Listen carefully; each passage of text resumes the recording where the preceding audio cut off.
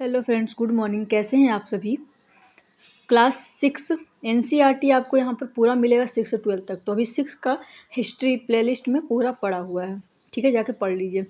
ये 7 का है, चैप्टर 3 से स्टार्ट कर रही हूँ। 1 2 भी पढ़ाऊँगी, लेकिन 3 अच्छा लगा। दिल्ली के सुल्तान चैप्टर का नाम है, ठीक है ना, 3rd चैप्टर है। चलिए पढ़ते हैं।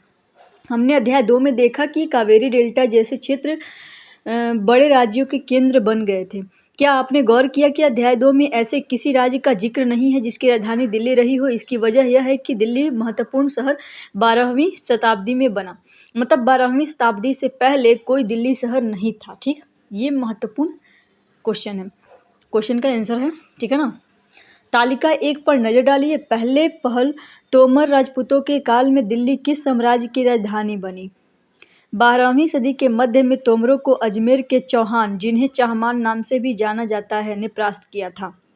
12वीं सदी के मध्य में तोमरों को अजमेर के चौहान, चौहानों को ही चाहमान नाम से भी जाना जाता है, चौहानों ने परास्त किया था, ठीक है ना।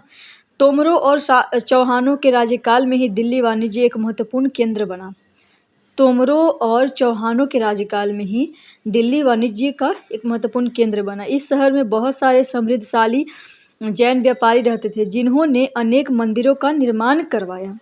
यहाँ देहलीवाल कहे जाने वाले सिक्के भी ढाले जाते थे, जो काफ़ी प्रचलन में थे। 13वीं सदी के आरंभ में दिल्ली सल्तनत की स्थापना हुई और इसके साथ दिल्ली एक ऐसी राजधानी में बदल दी गई जिसका नियंत्रण इस उपमहाद्वीप के बहुत बड़े क्षेत्र पर फैला था। तालिका 1 पर फिर से नजर डालिए और उन 5 वंशों की पहचान कीजिए जिनसे मिलकर दिल्ली की सल्तनत बनी। स्थापना 13वीं शताब्दी में हुआ था दिल्ली का, याद रखिएगा। जिस इलाके को हम आज दिल्ली के नाम से जानते हैं, वहाँ इन सुल्तानों ने अनेक नगर बसाए। मानचित्र 1 यानी कि मैप 1 को देखकर दिल्ली एक कोहना, सीरी और जहाँ पनाह को पहचानिए।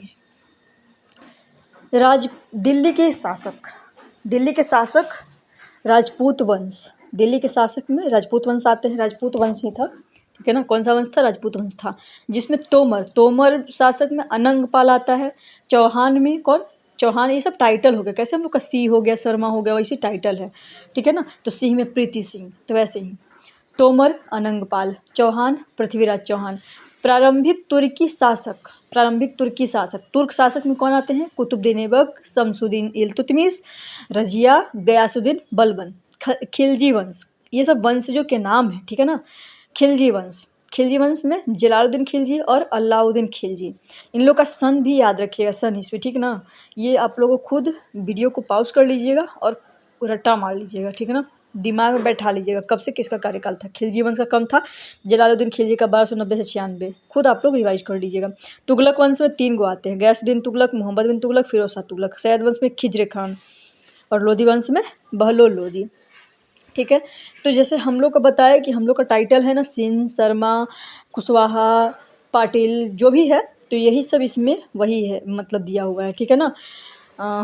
जाति के आधार पर, ठीक है ना, शर्मा, भूमिहार, वैसे ही लोग राजपूत वंश में इस सब का टाइटल है। ये तोमर, चौहान, प्रारंभिक तुर्की शासक, तुर्क के जो थे उनको तुर्की शासक कहा गया। खिलजी वंश, तो खिलजी वंश में 2 गो लोग आए, जलालुद्दीन खिलजी, अलाउद्दीन खिलजी। इनका कार्यकाल जलालुद्दीन खिलजी का 1290 से 96 था, अलाउद्दीन खिलजी का 96 से 1316 था। तुगलक वंश में 1320 से 1414 तक शासन किया। तुगलक वंश 1320 से 1414 तक शासन किया था, ठीक ना। इसमें 3 गो आए तुगलक लोग, ठीक है ना। तो वैसे ही सैयद में खिज्र खान, ठीक है ना, इनका भी कार्यकाल तो सब याद रखिए आप लोग। दिल्ली के सुल्तानों के बारे में जानकारी कैसे मिली, ठीक है ना। तो हालांकि अभिलेख, सिक्कों और स्थापत्य का मतलब भवन निर्माण कला के माध्यम से काफ़ी सूचना मिलती है।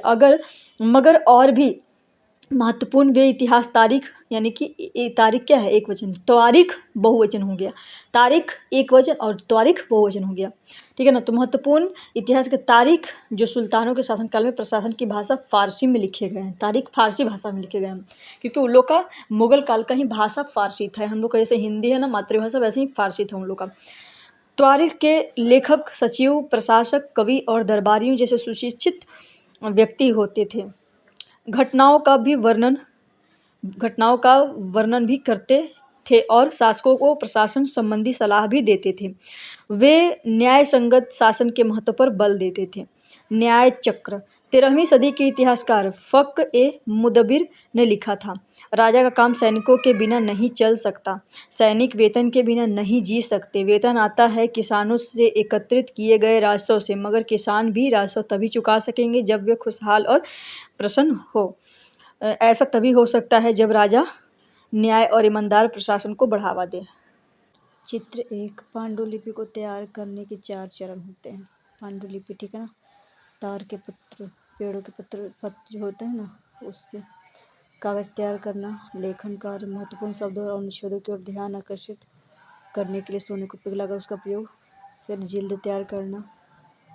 आगे देखिए, ये कुछ और बातें ध्यान में रखें। पहला, तवारीख के लेखक नगरों में यानी कि विशेषकर दिल्ली में रहते थे, गांव में शायद ही कभी रहते हों। दूसरा, वे अक्सर अपने इतिहासकार सुल्तानों के लिए उनसे ढेर सारे इनाम इकराम पाने की आशा में लिखा करते थे। ये लेखक अक्सर शासकों को जन्मसिद्ध अधिकार और लिंग भेद पर आधारित आदर्श समाज व्यवस्था बनाए रखने की सलाह देते थे। उनके विचारों से सारे लोग सहमत नहीं होते थे। सन 1236 में सुल्तान इल्तुतमिश की बेटी रजिया सुल्तान गद्दी पर बैठी और उस युग के इतिहासकार मिन्हाज-ए-सिराज ने स्वीकार किया कि वह अपने सभी भाइयों से अधिक योग्य और सक्षम थी, लेकिन फिर भी वह एक रानी को शासक के रूप में मान्यता नहीं दे पा रहा था। दरबारी जन भी उसके स्वतंत्र रूप से शासन करने की कोशिश से प्रसन्न नहीं थे। सन 1240 में उसे सिंहासन से हटा दिया गया। कब बैठाया गया? 1236 में हटाया गया, सीधे 4 साल बाद। ठीक है। रजिया के बारे में मिन्हाज-ए-सिराज के विचार। मिन्हाज-ए-सिराज का सोचना था कि ईश्वर ने जो आदर्श समाज व्यवस्था बनाई है, उसके अनुसार स्त्रियों को पुरुषों के अधीन होना चाहिए और रानी का शासन इस व्यवस्था के विरुद्ध जाता था। इसलिए वह पूछता है कि खुदा की रचना के खाते में उसका ब्यौरा चूंकि मर्दों की सूची में नहीं आता, इसलिए इतनी शानदार खूबियों से भी उसे आखिर हासिल क्या हुआ। रजिया ने अपने अभिलेखों और सिक्कों पर अंकित करवाया कि वह सुल्तान इल्तुतमिश की बेटी थी। आधुनिक आंध्र प्रदेश के वारंगल क्षेत्र में किसी समय काकतीय वंश का राज्य था। उस वंश की रानी रुद्रमा देवी के व्यवहार से रजिया का व्यवहार बिल्कुल विपरीत था। रुद्रमा देवी ने अपने अभिलेखों में अपना नाम पुरुषों जैसा लिखवाकर अपने पुरुष होने का भ्रम पैदा किया था। एक और महिला शासक थी, कश्मीर की रानी दिद्दा। उनका नाम दिद्दी यानी बड़ी बहन से निकला है। जाहिर है कि प्रजा ने अपनी प्रिय रानी को यह स्नेह भरा संबोधन दिया है। ठीक है, आगे चलिए, बाकी पढ़ लीजिए। लिंग भेद और जन्म से अधिकार जो है ना, वो पढ़िए आप लोग खुद से। दिल्ली सल्तनत का विचार, गौरीशन शहर से साम्राज्य तक। दिल्ली सल्तनत का विचार, गौरीशन शहर से साम्राज्य तक। 13वीं शताब्दी के आरंभिक वर्षों में दिल्ली के सुल्तानों का शासन गौरीशन यानी कि रक्षक सैनिकों की टुकड़ियां गौरीशन के निवास के लिए बने मजबूत किलेबंद शहरों से परे शायद ही कभी फैला हो। शहरों से संबंध, लेकिन उनसे दूर भीतरी प्रदेशों पर उनका नियंत्रण न के बराबर था और इसलिए उन्हें आवश्यक सामग्री, रसद आदि के लिए व्यापार कर या लूट मार पर ही निर्भर रहना पड़ता था। दिल्ली से सुदूर बंगाल और सिंध के गौरीशन शहरों का नियंत्रण बहुत ही कठिन था। बगावत युद्ध, यहाँ तक कि खराब मौसम से भी उनसे संपर्क के नाजुक सूत्र छिन्न भिन्न हो जाते थे। शासन को अफगानिस्तान से आने वाले हमलावरों और उन सूबेदारों से बराबर चुनौती मिलती रही, जो जरा सी भी कमजोरी का आभास मिलते ही विद्रोह का झंडा खड़ा कर देते थे। इन चुनौतियों के चलते सल्तनत बड़ी मुश्किल से किसी तरह अपने आप को बचाए हुए थे। इसका संस्थापन गयासुद्दीन बलबन के शासन काल में हुआ और इसका विस्तार अलाउद्दीन खिलजी और मुहम्मद तुगलक के राज्यकाल में हुआ। सल्तनत की भीतरी सीमाओं में जो अभियान चले, उनका लक्ष्य था कि गौरीशन शहर की पृष्ठभूमि में स्थित भीतरी क्षेत्रों की स्थिति को मजबूत करना। इन अभियानों के दौरान गंगा यमुना के दोआब से जंगलों को साफ कर दिया गया और शिकारी संग्राहकों तथा चरवाहों को उनके पर्यावास से। इधर देखिए क्या है, मानचित्र 2, जो ऊपर में मानचित्र है वो दूसरा मानचित्र है। शमसुद्दीन इल्तुतमिश द्वारा जीते गए प्रमुख शहर हैं इस मानचित्र में। इसको आप लोग खुद पढ़ लीजिए, खुद भी थोड़ा बहुत आप लोग को पढ़ना चाहिए, ठीक है ना। ये नहीं कि बस सुन रहे हैं, सुनते सुनते नींद आ जाएगी, पता नहीं चलेगा, कुछ समझ में भी नहीं आएगा। भीतरी प्रदेश, इसको आप लोग खुद से पढ़ सकते हैं, मैं बता दूँ। चलिए मैं ही बता देती हूँ, पिछला वाला लेकिन पढ़ लीजिएगा जो रेड लाइट से दोनों है। किसी शहर या बंदरगाह के आसपास के इलाके जो उस शहर के लिए वस्तुओं और सेवाओं की पूर्ति करे, ठीक। किसी शहर या बंदरगाह के आसपास के इलाके जो उस शहर के लिए वस्तुओं और सेवाओं की पूर्ति करे, ठीक है ना, उसे कहते हैं भीतरी प्रदेश। गौरीसन शहर, किलेबंद बसाओ जहाँ सैनिक रहते हैं, किलेबंद बसाओ जहाँ सैनिक रहते हैं उसे ही कहते हैं गौरीसन शहर। फिर यहाँ देखिए, पर्यावास से खदेड़ दिया गया, पर्यावास से उनको खदेड़ दिया गया। वह जमीन किसानों को दे दी गई और कृषि कार्य को प्रोत्साहन दिया गया, ठीक है ना। वो जमीन किसानों को दे दी गई और कृषि कार्य को प्रोत्साहन दिया गया। व्यापार मार्गों की सुरक्षा और क्षेत्रीय व्यापार की उन्नति की खातिर नए किले, गौरीसन शहर और शहर बनाए बसाए गए, ठीक है ना।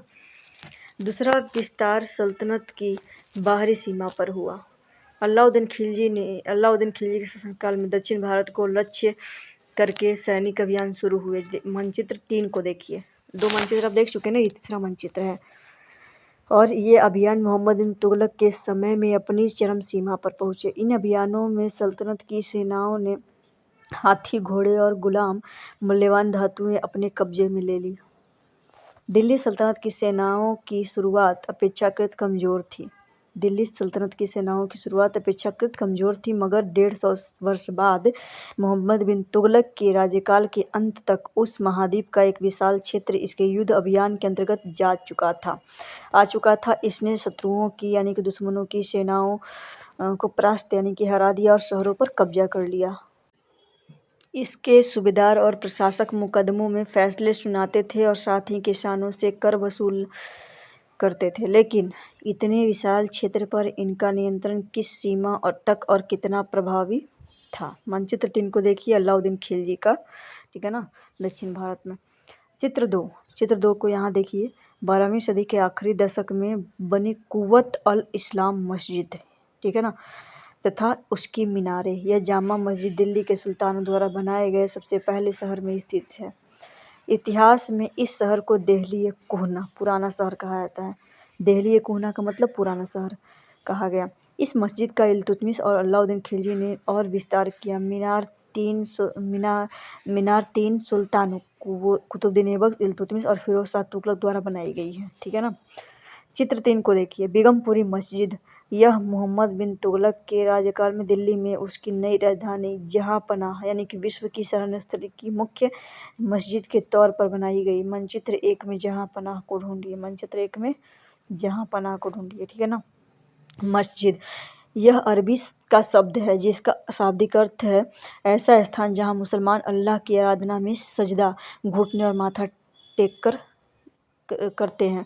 जामा मस्जिद या मस्जिद-ए-जामी वह मस्जिद होती है जहां अनेक मुसलमान एकत्र होकर साथ साथ नमाज पढ़ते हैं। नमाज की रस्म के लिए सारे नमाजियों में से सबसे अधिक सम्मानीय और विद्वान पुरुष को इमाम यानी कि नेता के रूप में चुना जाता है। इमाम शुक्रवार की नमाज के दौरान धर्मोपदेश यानी कि खुतबा भी देता है। नमाज के दौरान मुसलमान मक्का की तरफ मुँह करके खड़े होते हैं। भारत में मक्का पश्चिम की ओर पड़ता है। मक्का की ओर की दिशा को किबला कहा जाता है। ये आप जीके में भी पढ़ेंगे, ठीक है ना। एनसीईआरटी बहुत महत्वपूर्ण है, जितना आप लोगों को पढ़ाया जा रहा है ये सब पढ़िए, ठीक है ना, बहुत महत्वपूर्ण है, ठीक है ना। दिल्ली के सुल्तानों ने सारे उपमहाद्वीप के अनेक शहरों में मस्जिदें बनवाईं। दिल्ली के सुल्तानों ने सारे उपमहाद्वीप के अनेक शहरों में मस्जिदें बनवाईं। इससे उनके मुसलमान और इस्लाम के रक्षक होने के दावे को बल मिलता था। समान आचार संहिता और आस्था का पालन करने वाले श्रद्धालुओं के परस्पर एक समुदाय से जुड़े होने का बोध उत्पन्न करने में भी मस्जिदें सहायक थी। एक समुदाय का अंग होने का बोध को प्रबल करना जरूरी था, क्योंकि मुसलमान अनेक भिन्न भिन्न प्रकार की पृष्ठभूमियों से आते थे। चित्र 4 को देखिए। मोठ की मस्जिद सिकंदर लोदी के शासनकाल में यह उसके मंत्री द्वारा बनाई गई थी। चित्र 5 को देखिए। जमाली कमाली की मस्जिद 1520 के दशक के आखिरी दिनों में निर्मित की गई थी। ठीक है ना। बाकी एक क्वेश्चन मार्क जो लगा हुआ है ये खुद भी आप पढ़ लीजिए। खिलजी और तुगलक वंश के अंतर्गत प्रशासन और समेकन नज़दीक से एक नज़र। दिल्ली सल्तनत जैसे विशाल साम्राज्य के समेकन के लिए विश्वसनीय सूबेदार तथा प्रशासकों की जरूरत थी। दिल्ली के आरंभिक सुल्तान विशेषकर इल्तुतमिश सामंतों और जमींदारों के स्थान पर अपने विशेष गुलामों को सूबेदार नियुक्त करना और अधिक पसंद करते थे। इन गुलामों को फारसी में बदंगा कहा जाता था। है ना। तथा इन्हें सैनिक सेवा के लिए खरीदा जाता था। उन्हें राज्य के कुछ बहुत ही महत्वपूर्ण राजनीतिक पदों पर काम करने के लिए बड़ी सावधानी से प्रशिक्षित किया जाता था। वे चूंकि पूरी तरह अपने मालिक पर निर्भर होते थे, इसलिए सुल्तान भी विश्वास करके उन पर निर्भर हो सकते थे। बेटों से बढ़कर गुलाम। सुल्तान को सलाह दी जाती थी, जिस गुलाम को हमने पाला पोसा और आगे बढ़ाया है उसकी हमें देखभाल करनी चाहिए, क्योंकि तकदीर अच्छी हो तभी पूरी जिंदगी में कभी कभी भी योग्य और अनुभवी गुलाम मिलता है। बुद्धमानों का कहना है कि योग्य और अनुभवी गुलाम बेटे से भी बढ़कर होता है। क्या आपको गुलाम को बेटे से बढ़कर मानने का कोई कारण समझ में आता है? बताइए। आश्रित का मतलब जो किसी अन्य व्यक्ति के संरक्षण में रहता है, उस पर निर्भर रहता है, वो आश्रित होता है। ठीक है ना। खिलजी तथा तुगलक शासक बदंगा का इस्तेमाल करते थे और साथ ही बदंगा का मतलब गुलाम, फारसी में बदंगा गुलाम को कहा जाता था, और साथ ही अपने पर आश्रित निम्न वर्ग के लोगों को भी ऊंचे राजनीतिक पदों पर बैठाते थे। ऐसे लोगों को सेनापति और सूबेदार जैसे पद दिए जाते थे, लेकिन इससे राजनीतिक अस्थिरता भी पैदा होने लगी। गुलाम और आश्रित अपने मालिकों और संरक्षकों के प्रति तो वफादार रहते थे, मगर उनके उत्तराधिकारियों के प्रति नहीं। नए सुल्तानों के अपने नौकर होते थे। फलस्वरूप किसी नए शासक के सिंहासन पर बैठते ही प्रायः नए और पुराने सरदारों के बीच टकराहट शुरू हो जाती थी। सुल्तानों द्वारा निचले तबके के लोगों को संरक्षण दिए जाने के कारण उच्च वर्ग के कई लोगों को गहरा धक्का भी लगता था, और फारसी तारीख के लेखकों ने निचले खानदान के लोगों को उच्च पदों पर बैठाने के लिए दिल्ली के सुल्तानों की आलोचना भी की है। सुल्तान मोहम्मद बिन तुगलक के अधिकारीजन। सुल्तान मोहम्मद बिन तुगलक ने अजीज खुम्मार नामक कलाल, शराब बनाने और बेचने वाला, फिरोज हज्जाम नामक नाई, मनका तबाख नामक बावर्ची और लड्ढा तथा पीरा नामक मौलवियों को ऊंचे प्रशासनिक पदों पर बैठाया, और 14वीं शताब्दी के मध्य की राजनीतिक विवेक और नाश और शासन करने की अक्षमता के उदाहरणों के रूप में किया। आपके ख्याल से बर्नी ने सुल्तान की आलोचना क्यों की? आपके ख्याल से बर्नी जो था वो सुल्तान की आलोचना क्यों करता था? बताइए। कुछ क्वेश्चन है उसका आप लोग कमेंट में आंसर दीजिए। मैं इतना बार बोलती हूँ लेकिन आप लोग कमेंट में कभी आंसर नहीं करते हैं। क्यों करेंगे भाई? फ्री की क्लास मिलती, क्यों करेंगे? ठीक है ना।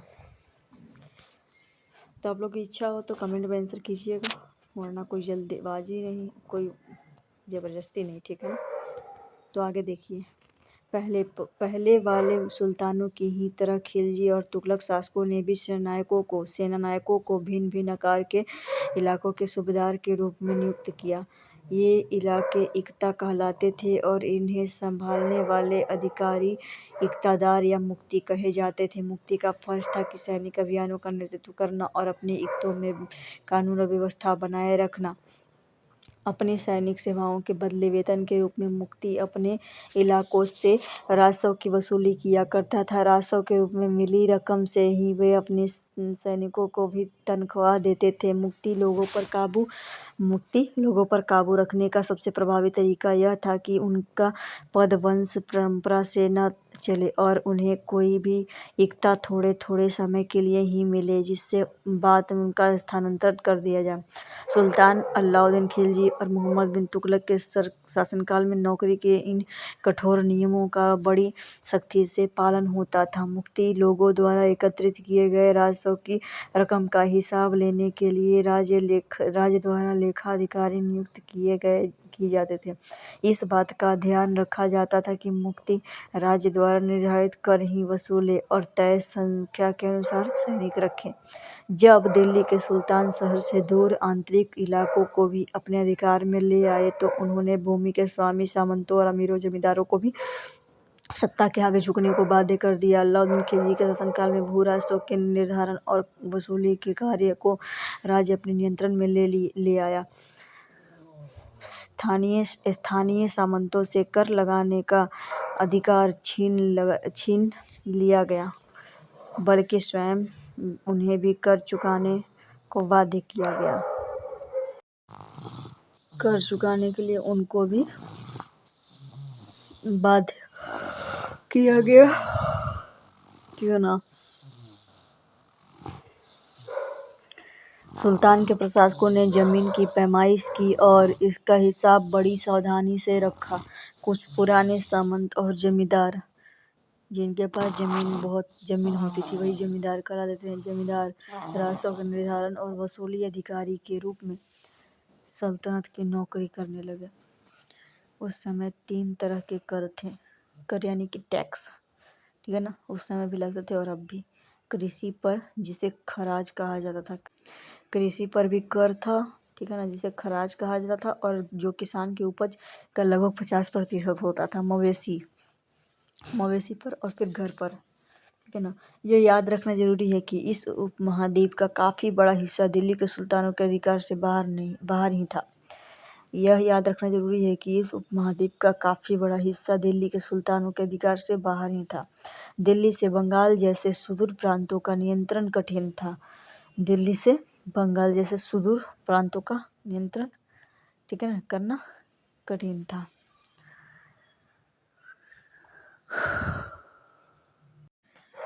आप लोग अगर ये पूरा ध्यान से अगर सुन रहे होंगे ना, तो क्वेश्चन इसी से।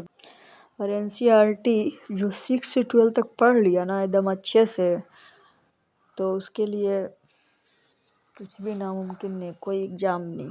उसका जीएस इतना मजबूत हो जाएगा, क्योंकि मेन जो है ना, जैसे देखिए घर बनता है तो ईंट से बनता है ना, हर ईंट को जोड़ करके वही नींव होता है, ठीक है ना। तो नींव अच्छी होती है तो घर भी अच्छा बनता है, ठीक है ना। नींव कमज़ोर हो तो घर टिक नहीं पाता है। तो वैसे ही नींव ज़रूरी करनी पड़ती है मजबूत, ठीक है ना। तो एनसीईआरटी पढ़िए, नींव को मजबूत करिए। बाद में वह आगे देखिए, बाद में ही वह पूरा क्षेत्र फिर से स्वतंत्र हो गया। यहाँ तक कि गंगा के मैदानी इलाके में भी घने जंगल वाले ऐसे क्षेत्र थे जिनमें बैठने में सुल्तान की सेनाएं अक्षम थी, ठीक है ना। स्थानीय सरदारों ने इन क्षेत्रों में अपना शासन जमा लिया। अलाउद्दीन खिलजी और मोहम्मद तुगलक इन इलाकों पर जोर जबरदस्ती अपना अधिकार जमा तो लेते थे, पर वह अधिकार कुछ ही समय तक रह पाता था, हमेशा के लिए अधिकार नहीं रह पाता था। सरदार और उनकी किलेबंदी। अफ्रीकी देश मोरक्को से 14वीं सदी में भारत आए यात्री इब्न बतूता ने बतलाया कि सरदार कभी कभी चट्टानी उबड़ खाबड़ पहाड़ी इलाकों में किले बनाकर रहते थे और कभी कभी बांस के झुरमुटों में। भारत में बांस पोला नहीं होता, यह बहुत बड़ा होता है।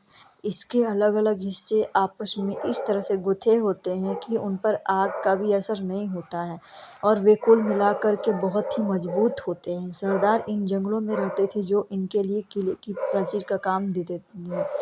इस दीवार के घेरे में ही उनके मवेशी और फसल रहते हैं। अंदर ही पानी भी उपलब्ध रहता है, अर्थात वहाँ एकत्रित हुआ वर्षा का जल, इसलिए उन्हें प्रबल बलशाली सेनाओं के बिना हराया नहीं जा सकता। ये सेनाएं जंगल में घुसकर खास तौर से तैयार किए गए औजारों से यानी कि बाँसों को काट डालती थी। सरदार की रक्षा व्यवस्था का वर्णन कीजिए। ठीक है, किस तरह से इनकी रक्षा व्यवस्था होती थी। फिर ये चंगेज खान वाला पार्ट जो है ना 1219 वाला, ये खुद से पढ़िए, ये मैं नहीं बताऊंगी। ठीक है ना। देखिए अंतर बताया गया है अलाउद्दीन खिलजी का पूरा और ये मोहम्मद बिन तुगलक का। ठीक है, तो कुछ पढ़ लेती हूँ, कुछ आप पढ़िए। ठीक है ना, मैं इसलिए छोड़ रही हूँ कहीं कहीं कि आप लोग को नींद ना लग जाए। ठीक है ना। तो देखिए अलाउद्दीन खिलजी, दिल्ली पर 2 बार हमले हुए 1299 और 1300 में। ठीक है ना, 1299 1300 और 1302 1303 में। इनका सामना करने के लिए अलाउद्दीन खिलजी ने एक विशाल स्थायी सेना खड़ी की। अलाउद्दीन खिलजी ने अपने सैनिकों के लिए सीरी नामक एक नया गॉरिसन शहर बनाया। सीरी नामक, ठीक है ना। इस शहर को ढूंढिए, मानचित्र एक में इस शहर को ढूंढिए, गॉरिसन शहर को। किसने बनवाया? अलाउद्दीन खिलजी। मोहम्मद बिन तुगलक का देखिए, मोहम्मद बिन तुगलक के शासन के प्रारंभिक वर्षों में सल्तनत पर हमला हुआ, मंगोल सेना परास्त हो गई। मोहम्मद बिन तुगलक को अपने सेना की शक्ति और अपने संसाधनों पर इतना विश्वास था कि उसने ट्रांसऑक्सियाना पर आक्रमण की योजना बना ली। एक स्थायी सेना तैयार करना उसका आक्रामक कदम था। नया गॉरिसन शहर बनाने के स्थान पर दिल्ली के 4 शहरों में से सबसे पुराने शहर दिल्ली या कोना के निवासियों से खाली कर वहां सैनिक छावनी बना दी गई। पुराने शहर के निवासियों को दक्षिण में बनी नई राजधानी दौलताबाद भेज दिया गया। सेना को खिलाने के लिए उसी इलाके से खाद्यान्न इकट्ठा किया गया, लेकिन सैनिक की विशाल संख्या की जरूरतें पूरी करने के लिए सुल्तान ने अतिरिक्त कर भी लगाए। इसी दौरान उस क्षेत्र में अकाल भी पड़ा। और दोनों में अंतर है। ठीक है ना, किसने क्या किया। ठीक है ना, यही चीज़ है। देखिए मैं पढ़ रही हूँ तो मुझे नींद आ रहा है, आप लोग सुनिएगा तो 2 मिनट में नींद आ जाएगा, इसीलिए मैं छोड़ देती हूँ। ठीक है ना, तो और कोशिश किया कीजिए कि बैठ करके ही सुने। ठीक है ना, हो नहीं पाता है लेकिन कोशिश किया कीजिए। फिर देखिए अलाउद्दीन खिलजी ने क्या कहा कि सैनिकों के पेट भरने की समस्या को गंगा यमुना के बीच की भूमि के कर के रूप में खेती की पैदावार इकट्ठी करके हल किया गया। किसानों की पैदावार 50% हिस्सा कर के तौर पर तय कर दिया गया। ठीक है, मतलब 100% में 50 ले लिया जाए किसान से। सैनिकों को वेतन भी देना होता था। अलाउद्दीन खिलजी ने सैनिकों को एकता के स्थान पर नकद वेतन देना तय किया। सैनिक अपना आवश्यक सामान दिल्ली के व्यापारियों से खरीदते थे और यह आशंका थी कि व्यापारी अपनी चीज़ों को कीमती बढ़ा करके देंगे। इसे रोकने के लिए अलाउद्दीन खिलजी ने दिल्ली में चीज़ों की कीमतों पर नियंत्रण लागू कर दिया और अक्सर बड़ी सावधानी से कीमतों का सर्वेक्षण करते थे। अफसर जो थे, जो व्यापारी निश्चित दरों का उल्लंघन करते थे उन्हें सजा मिलती थी।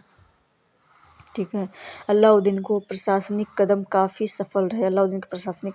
सफल रहे और इतिहासकारों ने कीमतों में कमी और बाजार में शासनकार की मजबूत प्रशंसा की। मंगोल आक्रमण के खतरे का भी सफलतापूर्वक किया। बाकी आप पढ़ लीजिए, अलाउद्दीन खिलजी पढ़ाई दिए, आगे आप पढ़ लीजिए। इन तमाम असफलताओं की गिनती करने में हम कभी कभी भूल जाते हैं कि सल्तनत के इतिहास में पहली बार दिल्ली की किसी सुल्तान ने मंगोल इलाके को फतह करने के अभियान की योजना बनाई थी। जहां अलाउद्दीन खिलजी का बल प्रतिरक्षा पर था, वहां मोहम्मद बिन तुगलक द्वारा उठाए गए कदम मंगोल के विरुद्ध सैनिक आक्रमण की योजना का हिस्सा था। 15वीं तथा 16वीं शताब्दी में सल्तनत तालिका एक को फिर से देखिए। आप पाएंगे कि तुगलक वंश के बाद 1526 ईस्वी तक दिल्ली तथा आगरा पर सैयद और लोधी वंश का राज्य रहा। तब तक जौनपुर, बंगाल, मालवा, गुजरात, राजस्थान तथा पूरे दक्षिण भारत में स्वतंत्र शासक उठ खड़े हुए। उनकी राजधानियाँ समृद्ध थीं और राज्य फले फूल रहे थे। इसी काल में अफगान और राजपूतों जैसे नए शासक समूह भी उभरे।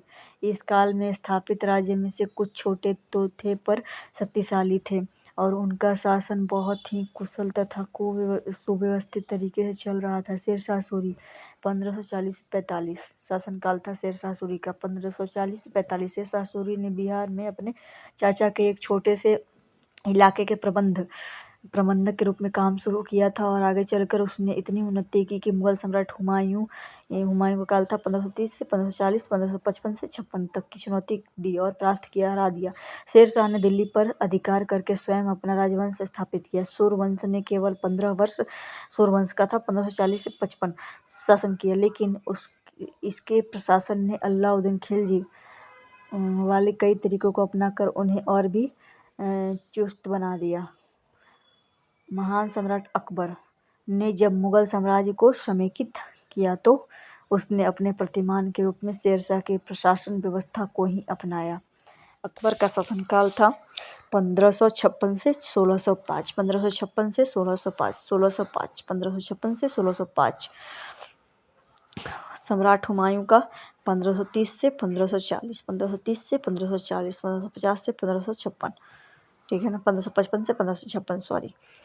और फिर सूर्यवंश का 1540 से 1555, सूर्यवंश का 1540 से 1555 काल पूछा जाता है, ठीक है ना, ईस्वी पूछा जाता है, इसलिए याद रखिएगा ईस्वी को, ठीक है ना। तो तुगलक वंश के बाद 1526 दिल्ली तथा तुगलक वंश के बाद सैयद वंश और लोधी वंश, ठीक है ना, ये आए। तो याद हो गया आप लोगों को शेरशाह सूरी का 1540 से 45, शेरशाह सूरी का 1540 से 45, शेरशाह सूरी का शासनकाल 1540 से 45। आगे देखिए 3 श्रेणियाँ, ईश्वर, शांति, नाइट और धर्म युद्ध। 3 श्रेणियों का विचार सबसे पहले 11वीं शताब्दी के आरंभ में फ्रांस में सूत्रबद्ध किया गया। ये अन्यत्र है, देखिए लिखा हुआ है, ठीक है ना।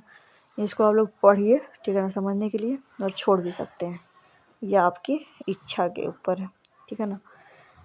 ईसाई धर्म एक समूह को संरक्षण देता था और अपनी ईश्वरीय शांति की अवधारणा के प्रसार में इनका उपयोग करता था। नाइटों से अपेक्षा की जाती थी कि वे धर्म और ईश्वर की सेवा में समर्पित योद्धा रहें। कोशिश यह रहती थी कि इन योद्धाओं को आपसी लड़ाई भिड़ाई से विमुख करके उन मुसलमानों के विरुद्ध युद्ध करने भेज दिया जाए जिन्होंने यरूशलेम शहर पर कब्जा कर रखा था।